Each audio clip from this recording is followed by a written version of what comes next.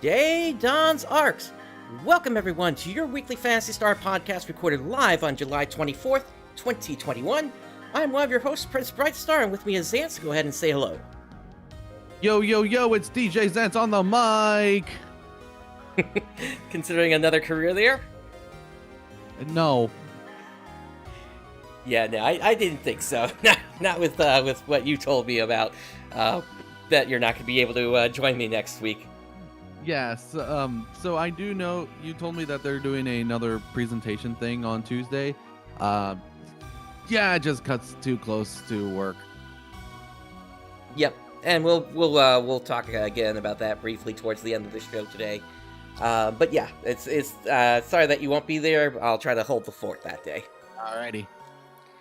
I'll try to hop in if I can. Okay. I'll be in the chat. Yeah. I mean, who knows? It could be as short as the last one, because that one only went for like half an hour or so. But no, I completely get you. You got to do what you got to do, and that's fine with me. Alright, so let's go ahead and hop into today's topics here. Of course, we've got the continuation of the 9th anniversary, which is, we've got a whole bunch of points coming in from the tasks that have been completed this week. But actually, before we get into that, I do want to bring up the update that we got this week here. We had, of course, we had maintenance this week, and that caused a refresh on the tasks that are available. We have a set of extra tasks this week that is bringing seasonal enemies to other zones aside from Mount Magnus and the other 4 that we've been able to take them out at before. Although there was really? Yeah. So you can actually fight them in Vanford Laboratory Ruins and Resolve Forest, although only on specific days. And there was a glitch that happened on the first day where they did not show up until really late in Vanford Laboratory Ruins. So yeah, that wasn't fun that happened that way. But at least they did start to show up, so it is at least giving players some variety in what's going on now. Of course, Xiandi also added some new items to her shop, including the raiment, which is, I would say, pretty nice looking. Yeah, it's okay. And then they added a new Gigantics, which, skipping past the AC stuff, since we'll get to that a little bit later here, the dread enemies that appear in South Alio will be changed. That was one of the updates, and yeah, apparently that is an LD scythe now. And then they also changed the Orc Gigantics that was showing up down there as well to the Nex Vera or Nex Alio. Okay. Yeah, I fought 2 of those last night. It's a pretty fun fight, and myself being a hunter, I at least don't go down in one hit as long as I've got food up, so that's at least nice. But yeah, and it's also that, nicer with the Gigantics that now, since you don't have to worry about them despawning after the rain goes, you can actually defeat them. Oh yeah, definitely. And something else I've noticed that players are doing is once they take one down, even if the rain is gone, they'll start room hopping and look for where there's another and just take that one down then. That's actually very smart. It is. So I don't think Sega intended for players to do that, but it's a way to accumulate gear if you're still looking for those drops that come off of the Gigantics. Hey, unintended mechanics are features, okay? True. It's never unintended. It is a feature. True. Although I don't think anybody ever likes lag as a feature. Nope, the lag is totally a feature. But anyway, with that, let's jump into the 9th anniversary stuff. Oh, actually, that's not 9th anniversary. What's going on here? Here we go. So, we have now gotten to the midway point, and a little bit past the midway point, actually, of the 9th anniversary, which means we had some new stuff happening here this week. As part of that, of course, we've got week 3 here, and the good news is we have already cleared through the first 3 panels, which means all that's left now are boosts to the enhancement success rate in panel number 9 here. So right now the boost is at 26% instead of 25%. They don't really give us a hint in terms of what the next step point is here, so just keep completing those tasks so that we get as much of a boost as possible here. We are also going to be getting a twinkling hairband rather, as part of the rewards for this, as well as a first reward period of an extra 10% experience earned. So that'll be useful for anybody that's still trying to level classes, or if they're looking to level up alts. Yeah, because I've been meaning to actually start leveling up of some of the other classes. I actually started with Hunter, and the Partisan is so much fun. Yep. Yeah, for me, I need to have some way to block, so I would probably still need to have a sword or a wired lance on there, although at the same time, in order to block, because what I use is the weapon action button, I don't think you can... I think the only way that actually comes out is if you swing with the weapon once, and then it switches to that particular weapon action mode. Unlike if you just assign the button to, like, one of your mouse buttons or controller buttons, then you can set it up to just activate. Instead I use the weapon action mouse button, which is on the side. Okay. Yeah, I use that as well. It's especially helpful for Gunner, because then you do the flips. Yep. But I was finding with the weapon actions for the Partisan, it actually does allow you to dodge. So it does allow dodging. Yeah, so if you're good with the timing, you don't need to block. You could just dodge and then do a counterattack. True. I guess that's just the sword hunter in me then. Yeah. That's gonna take a while to go away. Okay. Aside from the Weblink panel event, we've got also some other news here as part of the 9th anniversary, including the ARKS Investigative report. We've got 2 of these here. Starting off... Interesting. That's for certain. So we're looking at the equipment results here first, and then we'll get to the other one. So, in terms of the weapon category equipment rankings, so the winner, or I guess the most used one, is the Gunblade. And that sort of makes sense, since the Gunblade Luster class had just recently come out. And this is from March, by the way. Correct. On PSO2, not New Genesis. Correct. And yeah, that was when Luster came out on Global. Yep. It is nice that we are getting this kind of information again. The last time I think we got something like this was back during the Global Beta, if I remember correctly. Yeah, it gave off information about which classes most people played, what their most popular weapons to use was, all that stuff. Yep. And it looks like pretty much in first place, everything appears to be the Croesus series here. And I mean, that makes sense. It was a 15-star series that you could obtain with the just by doing the what was her name again? Doing the collection file. Oh yeah, that. And the only exceptions being the Revelate Gunblade and the Mirage Orb. Yep. Yeah, and the Orb series is, that was the one that gave you a specific photon point increase, if I remember correctly, rather than it relying on your own. Yeah, I think so. You do have some Trailblazers in there, as well as Atlases. None of the final weapon series, but that makes sense given the given how difficult that is to obtain. Aside from that, we also have a pet investigative report here.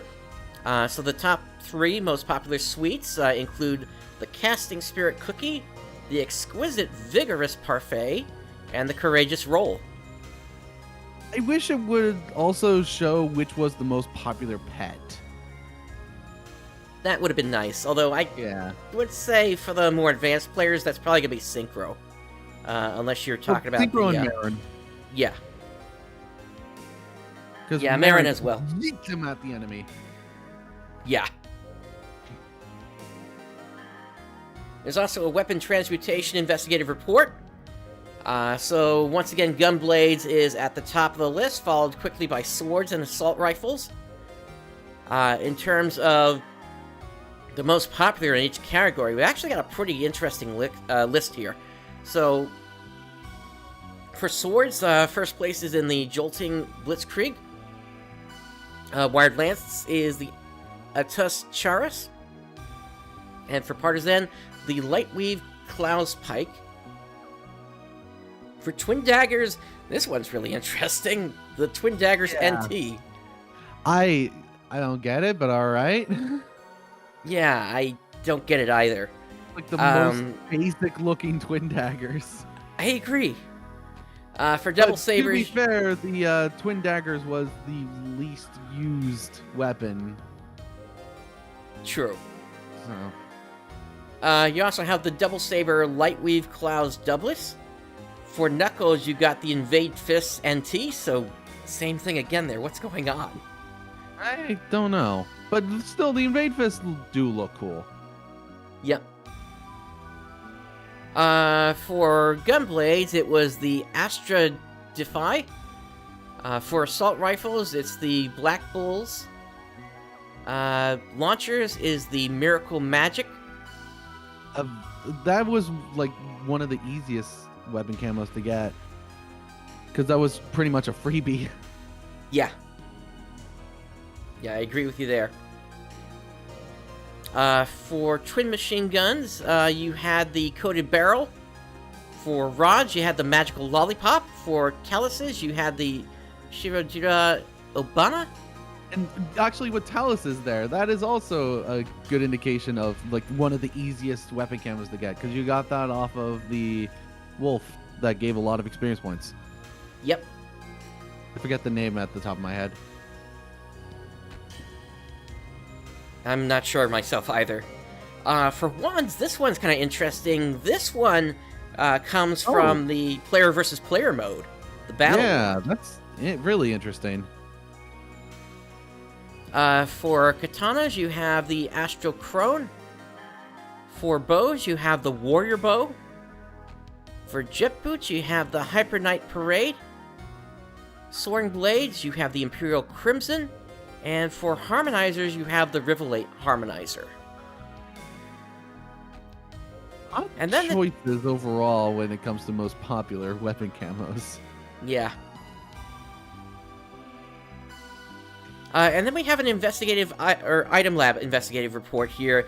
The number of augment slots that were reduced by Dudu and Monica was over 1,445,000. Well, that didn't work. I love how they end with that. I know. That's beautiful. It is. That is so beautiful. Yeah. So I guess we'll see.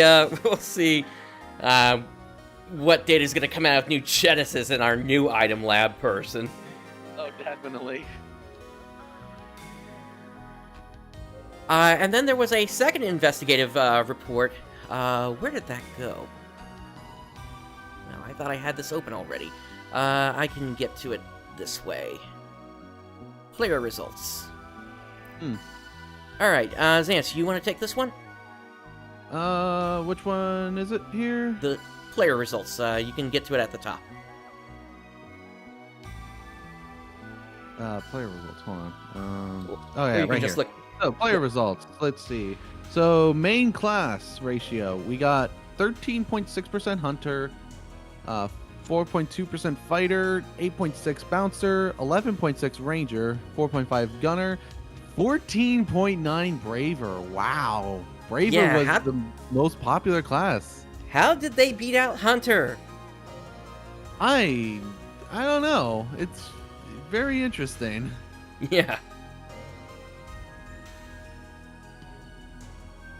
And then 6.3 Force, 3.2 Tector. Ouch. Tector being the lowest. Not too surprised, honestly, but yeah. Summoner 6.6, Hero 6.2, Phantom 7.7. Looks like Phantom was the most popular Scion class. Etoile is 6, and Luster at 6.6. Yep. Although Luster had only just come out, so I'm not certain if all the players realized just the power that was behind that thing. Yeah, true. And when it comes to subclasses, so for Hunter, Fighter, yeah, Hunter Fighter is the most typical one, and then Hunter Etoile, which is what you played as, right? Yep. You never die unless you get one shot by something. Yeah. Pretty much makes you an unstoppable tank. Yep, I might not have the highest damage, but it's still still pretty good. And then also Hunter Braver. Huh, interesting. Might have been going for like average attack or weak attack or something. Yeah, I guess. Fighter, Hunter, the most popular by a long shot there. Fighter Etoile, also a choice. Okay. And Fighter Luster. And for Bouncer, Hunter. Yeah, there's going to be a lot. Like, Hunter is first in 5 of these, and there was a reason for that. Hunter was, like, the best subclass. Oh, yeah, definitely. Bouncer Phantom, which is what I eventually started playing as whenever I went on to Bouncer. And Bouncer Luster. Okay. And then for range class, Ranger Hunter. Yep. Ranger Gunner, which I don't think was that good. Like, you got more benefits out of being a Ranger Hunter than you did a Ranger Gunner. Yeah, that might have been players reading into the fact that it increased your attack and didn't realize that Hunter just gave you a bigger attack bonus overall. Yeah. And then Ranger Etoile. Okay. Gunner Hunter, of course. Gunner Ranger, yeah, probably same situation as the Ranger Gunner thing there. And Gunner Fighter, which more hardcore Gunner mains would be a Gunner Fighter. Because it was pretty much the glass cannon matchup. Right. Or Braver Hunter, of course. Braver Phantom was the second one. I could see that working well, especially since both it would increase the power of the Dex Mag. And Braver Etoile for third. Okay. I think if anything, it gave Braver access to techniques, so they could then start to cast like Shift to D-Band. Yeah, that I didn't even think about that. For techniques, Force Tector. By 40% of Force players had Tector as the subclass. Yeah, if you were playing Force, you pretty much had Tector as the first, or on the second choice, Phantom, since that gave you the fast cast. Yep. And also Force Etoile. What benefits does Force Etoile give? You don't die in one hit. Oh yeah, there's that. For Tector Phantom, huh? First, I see that we got a Scion class that's first here, and for Summoner as well. That's interesting. Yep. I think in that case, since Tector was supposed to be more support-oriented, having the faster cast times does help there. Oh, absolutely. Plus, technically... You might not need the regeneration that Force gives you compared to just how much photon points you're supposed to have with Phantom in the first place. Also, Tector Force, which was the main combination you used before Phantom, and Tector Etoile. Again, you're a tank. Pretty much. And for Summoner, it was Summoner Phantom. Summoner Fighter was the second choice, and then Summoner Tector, which, yeah, Summoner Fighter made the most sense because that increased your damage, especially with Melon. Yep. Or Melon and Marin. Oh, and we got most popular emotes. Okay.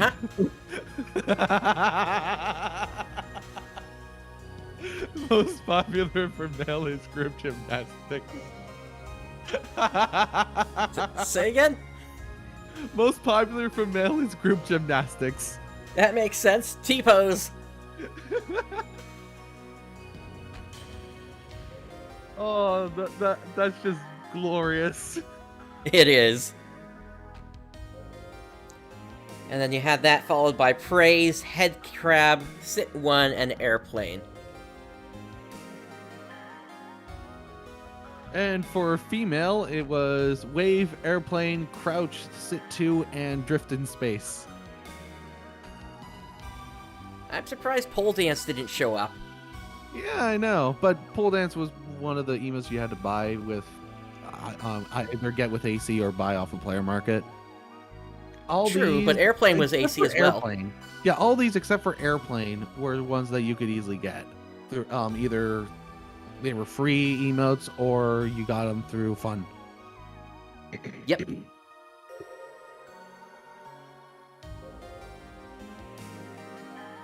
And then it looks like there's some comments down below here. You want to take these as well?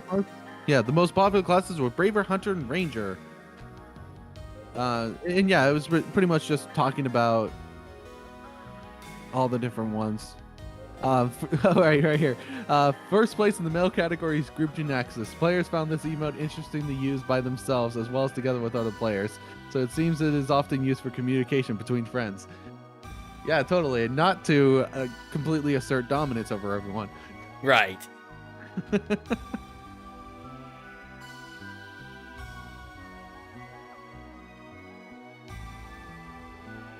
And then the most frequently used emote in the female category was Wave. This emote can be used in the character's default state and in many other situations, such as player communication and taking screenshots, which is why it got first place. Probably because of all the screenshots. Yeah. But yeah, they also mentioned here that Hunter was the second most popular main class, as well as being used often as a subclass because players like to be able to use Iron Will and Automate. Automate especially. Yeah. And then Etoile was also ranked high because of Damage Bouncer, which reduces damage taken from enemies.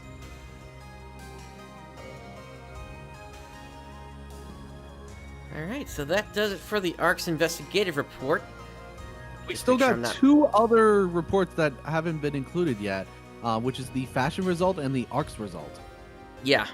So I guess we'll be seeing that fairly soon. Yeah, they'll probably be included not too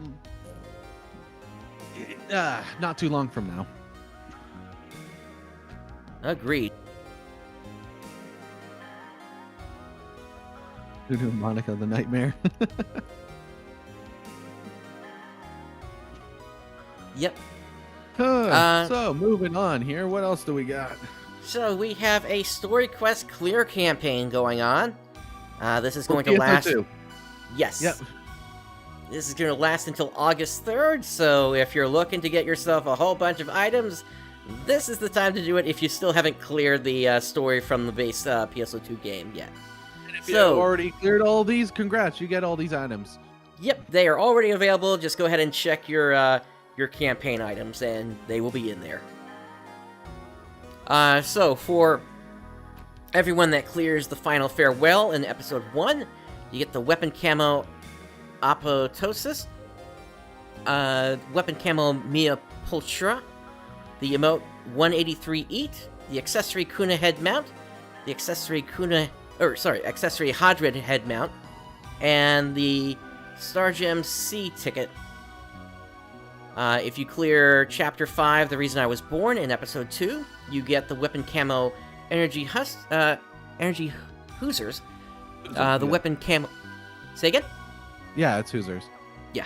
Weapon Camo Scold, the Emote 215 Survey, the accessory Clarish Craze, the second head mount, the accessory Luther head mount, and another SGC ticket. For completing Plotting the Ultimate Defense in Episode 3, Chapter 4, you get the Weapon Camo Atom, the Weapon Camo Krotov M238, the Emote 332 Photo Op, the accessory Persona head mount, the accessory Matoy head mount, and another SGC ticket. Clearing Chapter 8 of Episode 4 is going to give you the Weapon Camo Sigmund, Weapon Camo Valiant, the Emote 489 Stirring Up the Bath, the accessory Aratron head mount, the accessory Mother head mount, and another SGC ticket. For clearing the legendary legendary savior, sorry, I can't read today. In Episode 5, Chapter 6, you're going to get the Weapon Camo Solaris, the Weapon Camo Valgant, the 374 Shoji screen, the accessory Fairy Sierra head mount, the accessory Margarita head mount, and an SGC ticket. And lastly, if you clear the Future You Weave in Episode 6, Chapter 6, you get the Weapon Camo Zodiac Sign, the Weapon Camo Rose Ornament, the Emote 517 Final Performance, the accessory Shiva head mount, and an SGC ticket. So yeah, a lot of decent things. Mostly weapon camos, obviously, and accessories. But the SGC tickets, those are really good because that gives you a guaranteed choice of what you want from the SG scratch. Yep, definitely. Yep, and in order to collect on those, you're going to need to go over to Receive Campaign Items, and then you just go to this Star Gem Scratch. And choose to use a prize ticket to get your rewards for those tickets that you acquire from this. All right, we also have a new AC scratch out, the Trainee line. Let's take a look at this here, including new cast parts with this one. Yay! Finally. Yep.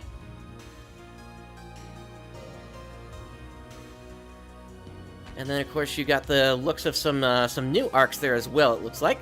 Yep, the trainees, as it's themed there. Indeed. I like the hat on that one outfit, though. The beret? Like, yeah, no, not the beret, like the witch hat thing. Ah, gotcha. Yeah. And then, of course, you can get your Sunny and Moony on if you want to do that.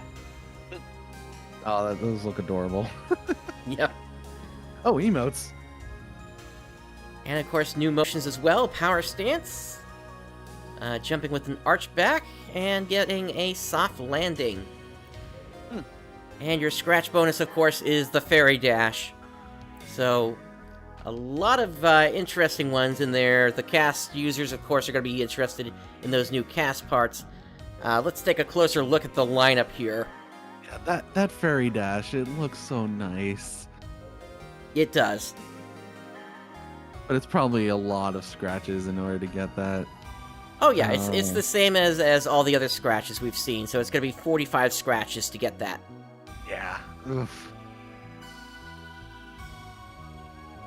Yeah, there's only one motion I'm really looking forward to if they ever come out with something like it, and it would be if they were to at some point create a motion whereby you're on all fours, but you don't need to use the emote for it. That would basically complete my cast. That would be amazing. Yeah. So if they release that as a scratch bonus, are you going to spend the money in order to get that? I'm gonna have to. I pretty much just said I would. I just hope everything else in the scratch is good. Yeah, hopefully. For not, resale value. But yeah, we got the Strack Unifin. 4 color variants of this, and of course, as typical, you can also recolor that once you get the the proper color ticket. You've also got the Marksma Unifen, the Magisol Unifen. Also got some new innerwear here, the Alia Quartz. And then here we get to the new cast parts, so you got the Selva set. That's going to be for the Type 2 cast. You got the Mate's Quarter. That's new innerwear for Type 1 humanoids. You get the Viterno body type, which is for the Type 1 cast. And then, as mentioned before, the new motions. There's also a 744 Sit 8, as well as the Tremble emote, 745. And then you get the Magisol hair, as well as the Selva head, which that one doesn't look that different from what I guess you would from what you would expect from a humanoid, I guess. You get the Viterno head, of course, which goes along with the Type 1 cast. You get the Bandicine eyes, which I guess they... I don't know. Does this look like sort of like somebody that's sort of like, I've seen things? Do you get the sense?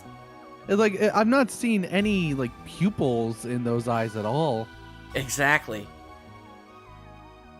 Weird.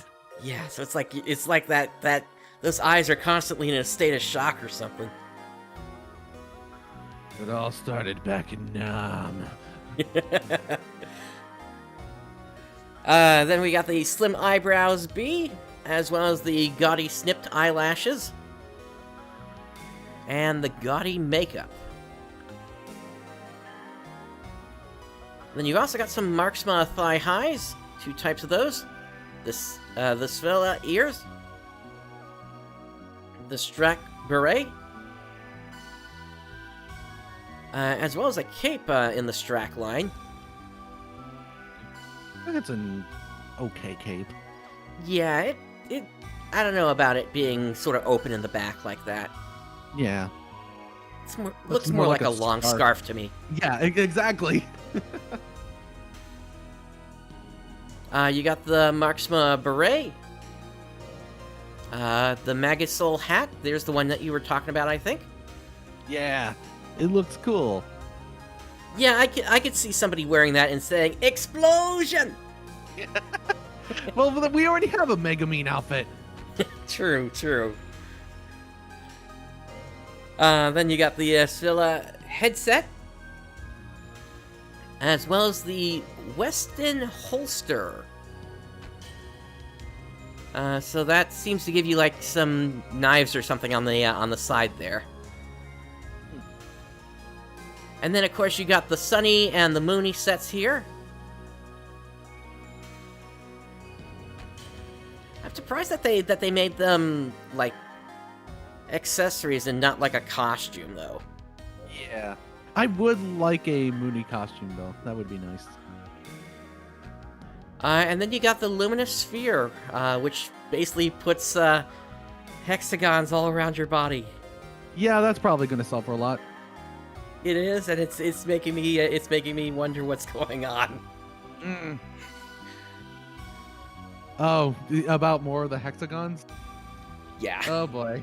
Actually, I've been finding more and more hexagons all over the place, so I think I'm starting to get over that finally. You can find hexagons even in Crawford's room. Okay. I guess this is evidence that this world is an artificial world? Either that, or we're dealing with like a situation whereby maybe ARKS forgot everything, including the people that were on the ground the whole time. That's an interesting theory. It's a theory, but I have nothing to back it up right now. Okay. But that does it for the trainee line. Catching up on what events and campaigns are ongoing here.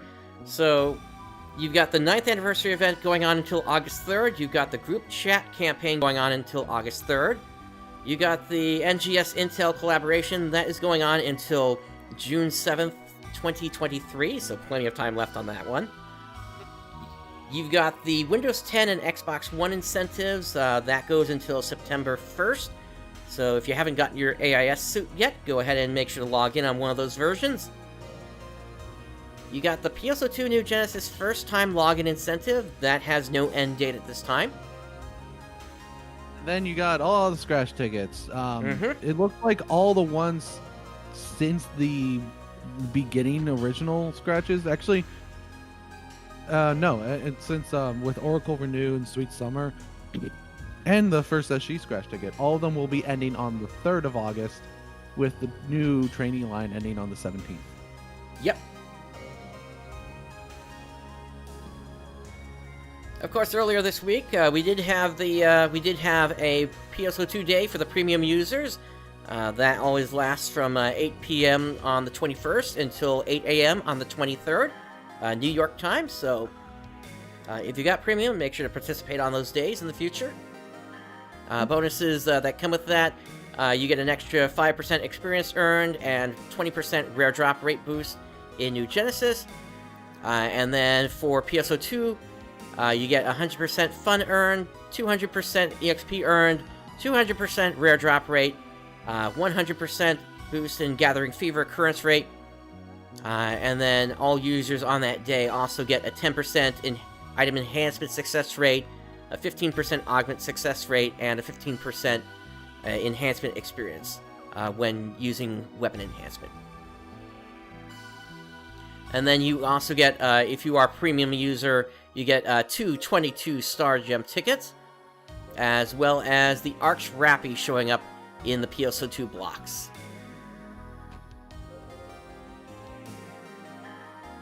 Alright, let's move on to bug repairs. Ooh, bugs! Gotta love bugs. Alright, so, in an update regarding the End Color Change Pass, or the Color Change Pass, they implemented countermeasures during the update on July 21st. However, they have confirmed that if players use an End Color Change Pass or a Color Change Pass at the same time as a Salon Free Pass, then the re-editing period may still not be applied when moving between blocks, and they are still working to fix this issue. And they request that players refrain from doing that for the time being. Regarding items that were obtained using the Weapon Camo C tickets and cannot be put up for sale on the personal shop or recycled. So this bug was fixed during the update on the 21st, and acquired items will be modified at a later date so that they can be sold in the personal shop and recycled in the NGS blocks. And then one more bug repair here. There's a correction for the time that the 9th anniversary seasonal enemies will appear in the additional section. So this is what I was talking about earlier. For seasonal enemies, they are going to... let's see. Yeah, so the enemies that were supposed to show up at between 5 p.m. to 8:30 p.m. Pacific time did not appear. Corrections are being made so that the seasonal enemies will appear normally, and if they do not appear at the scheduled time in the following additional sections, to please try moving blocks. And in terms of when they are going to be appearing, so for Vanford Laboratory Ruins, it's going to be on the 21st, the 26th, and the 31st. And then for Rizal Forest, that's going to be on the 23rd, the 28th, and August 2nd. So Sega still expects us to run a whole bunch of Mount Magnus in this case, then. Yeah. Like, Mount Magnus is alright, but...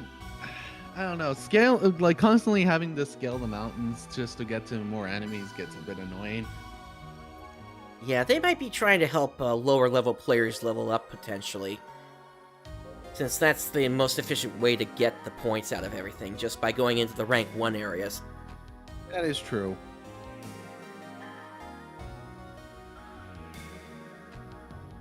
Alright, and one last thing for today for New Genesis here. We have the New Genesis headline coming up on Tuesday, as we mentioned before. So this is going to be at 8 a.m. New York time. And in terms of what we're expecting to see in that, we're expecting to see information about the new Braver class coming in August, a side story, as well as the new Urgent quest, which I believe is going to be the defense missions that was on the roadmap. So this pretty much confirms it's going to be an urgent quest. It's not going to be something that can just randomly pop up as a trial then. Okay. And then I guess there's going to be more in that, so maybe they'll be presenting the an updated roadmap for us in that case. That would be very appreciated. Yeah, especially since they did modify that recently. Mm-hmm. Alright, so that does it for PS2 New Genesis today. Let's move on briefly. We do have some updates on the Japanese side of IDOLA. Not much going on the global side this time. So Quna is ready for a nice summer vacation. So there is a step-up gacha for her. When you pull her from the gacha, she will already be leveled up to level 80 with a +1 limit break. That's nice to not have to level her up.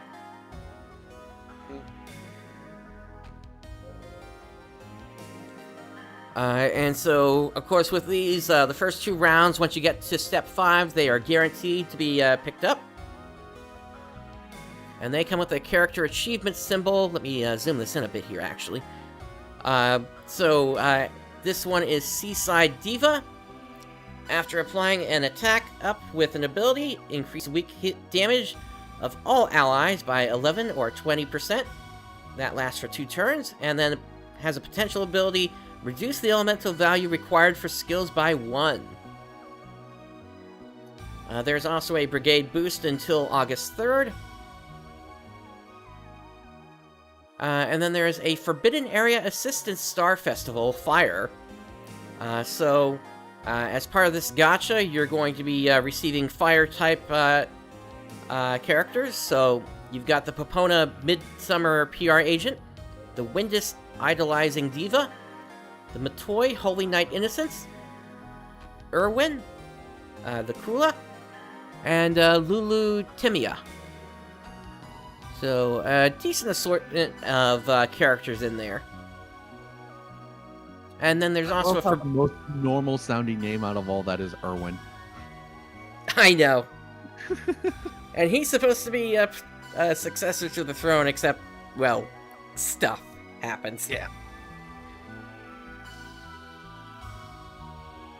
Then you got the Forbidden Area Assistance Step-Up Symbol Gacha. Alright, so with this one, you get the Nemesis Sage. When you use an attack that targets all, increase its damage by 9 or 15%. With a potential ability, after attacking the enemy in a reverse rush, increase your attack by 10% for 2 turns. For the Daggers of Seraphi, the required elemental value for support decreases or support abilities is decreased by 1. Has a potential ability, increases the potency of own HP recovery abilities by 50%. So that one can be useful if you got a support character in your party. We also got 2 more symbols here. The Fluffy Lilimo. At the start of a turn, if an enemy has a support effect, apply support effect removal for 1 turn. And the potential allows that to last for 2 turns. And then there's the Storyteller of Alf Lila. At the start of a turn, if an enemy's elemental value is 8 or higher, increase speed by 14 or 20%, and increase status effect chance by 20 or 80% in 1 turn. The ability can, with the potential being the ability triggering twice in a quest. There's also a reprint of the limited breakthrough quest Forbidden Area of the legendary Omniarch, Fire. In this one, only Fire characters can challenge the quest. And this one takes you through 10 stages, the last one giving you the 5-star Idol Mag Niet. And of course there's a Star Diamond sale as typical, but we usually just tell you to ignore that. And then I believe that is it. Yeah, the short show today because we didn't really have much. Exactly. Yeah, we're basically just sort of waiting around now for the next update to happen here, and unfortunately, there really has not been much happening on the server. We were lucky to even get this information this week, and with what's going on coming up this week, I'm gonna be doing the live reaction on Tuesday. And then there's not going to be a Dawns ARKS next weekend, since there's no point in it, basically. And then it's just going to be a question of what are we going to do the week after that, because all that we would really be doing is sort of retreading what I'm seeing on Tuesday, unless, I don't know, maybe you would want to take more focus on that one to sort of give your own reactions on that stuff at that point. Yeah, maybe. I definitely want to try Braver out once it's out in New Genesis. But hopefully we get the release date for it. I'm hoping so too. If all this stuff starts happening on August 4th, and I get the feeling that it might be happening because we've got like all those AC scratches ending on August 3rd, we might actually be able to give some reactions as to the new update at that point, but it's really going to depend upon if things actually do roll out on the 3rd, or if we're going to be waiting another 2 or 3 weeks, which I really hope we are not at this point. Yeah, same. We really need to have more stuff going on right now. Yeah, the game is losing its player base at this point, and it's not good that they've gone this long without doing something. Granted, this is typical of the Japanese release schedule, but it only works when you've got enough content to keep players busy in the meantime. Yeah, and PSO2 had a lot of content. Yeah. But I guess Sega is just expecting players to still be playing PSO2 at this time. That's why they're doing this campaign, to get people back into PSO2. Yep, to clear those story quests. Mm-hmm. But yeah, that's what we've got for today. And so that brings us to the end of this episode. On behalf of Xance and myself, thank you for joining us today. Day has dawned. Have a great day, everyone. Dane.